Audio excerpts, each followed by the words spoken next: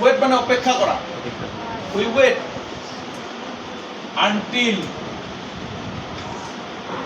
Until he returns.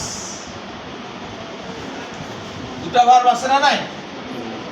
এটা wait, এটা he returns. এটা ওয়েট, এটা হি ৰিটাৰ্ণছ।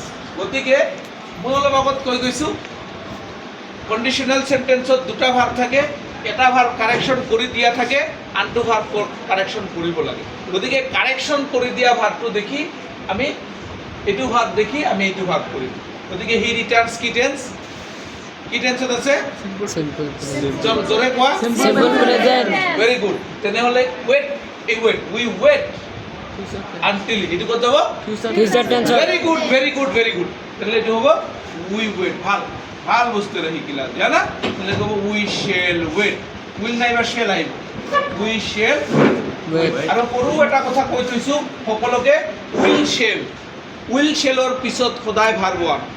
উইল শ্বেল, খালি উইল শ্বেল নহয় আৰু বহুত আছে। Will shall, can, could, must, would, do, does, did, এইবিলাকৰ পিছত অলৱেজ ভাৰ্ব ওৱান। শ্বেল আছে না, শ্বেলৰ পিছত বেলেগ ভাৰ্ব আনিব নোৱাৰোঁ, এটা ভাৰ্বে আনিব লাগিব। কি আনিম? Verb one. ঠিক তেনেকৈ উইলৰ পিছতো ভাৰ্ব ওৱান, ডুৰ পিছতো সদায় ভাৰ্ব ওৱান, ডিডৰ পিছতো সদায় ভাৰ্ব ওৱান, কুডৰ পিছতো সদায় ভাৰ্ব ওৱান। অ'কে।